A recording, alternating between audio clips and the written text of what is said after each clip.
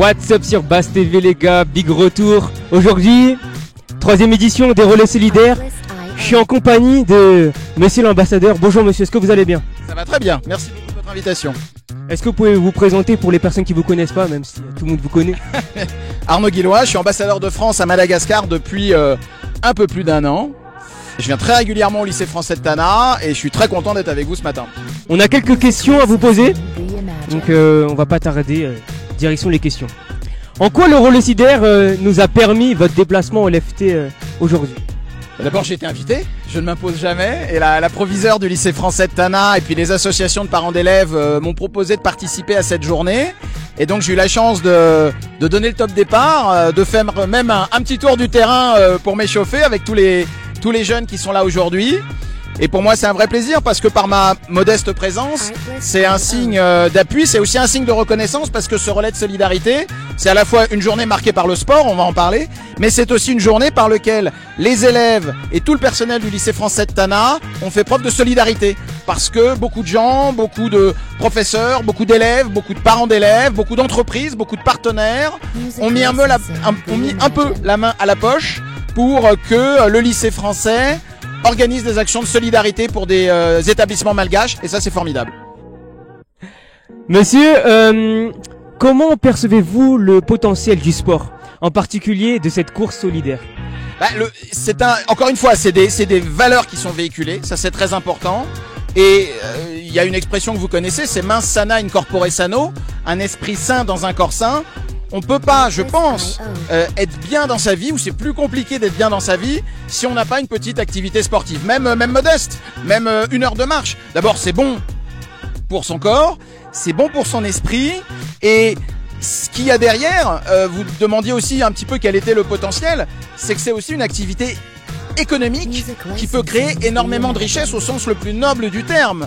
Les activités sportives, les grands événements, la France va organiser les Jeux Olympiques et Paralympiques dans quelques mois. Ce sont des milliers, des dizaines de milliers d'activités, d'emplois qui contribuent à la richesse des uns et des autres. Et ça, c'est très important, la richesse dans les deux sens du terme. Il y a la création de richesses matérielles, mais aussi la création de richesses intellectuelles et morales. Et c'est ce que voulait le baron de Coubertin quand il a relancé les Jeux Olympiques de l'ère moderne à la fin du 19e siècle. Selon vous, monsieur, comment le sport peut contribuer à réunir les inégalités? En l'occurrence, avec la course solidaire. Eh ben, c'est que dans un terrain de sport, ou dans une piscine, ou dans un match de tennis, il n'y a pas de riches, il n'y a pas de pauvres. On est chacun face à ses capacités physiques et mentales. Et ce qui compte, alors il y a bien sûr un peu le don de soi initial, il y a bien sûr ce que l'on est, mais il y a aussi l'entraînement, il y a aussi ce qui va nous permettre de faire mieux. Le sport permet de réduire ces différences, de la même façon qu'il est très important d'avoir en permanence cette dimension d'inclusion, d'inclusivité, ce qui était quelque chose qu'on n'avait pas forcément à l'esprit il y a quelques années. C'est pour ça que, je reviens un peu aux Jeux Olympiques, on organise bien les Jeux Olympiques et Paralympiques, c'est-à-dire qu'on peut être atteint d'un handicap et être un très très grand sportif. C'est pour ça qu'il est très important également d'avoir une vision inclusive, et que par exemple quand la France a organisé ici à Madagascar une grande journée des rugby, il y avait des équipes garçons, il y avait des équipes filles, il y avait des équipes jeunes, il y avait des équipes seniors, pour que chacun de 7 à 77 ans, mais même on peut avoir un peu moins de 7 ans et on peut avoir un peu plus de 77 ans, on prenne tout simplement du plaisir et on se soulage l'esprit en pratiquant un peu de sport. Monsieur, dernière question, pensez-vous que cette course pourrait servir de modèle inspirant pour d'autres initiatives internationales?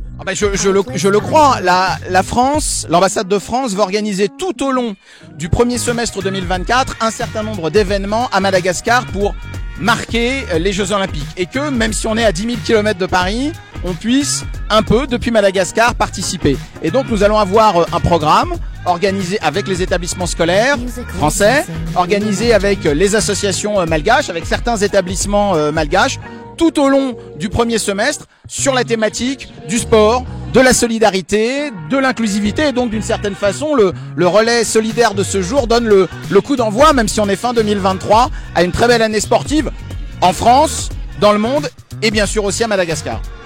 Merci beaucoup monsieur, c'est fini. Au revoir, c'est la fin de Bass TV. C'était le journaliste préféré de ton journaliste préféré. Tchuss!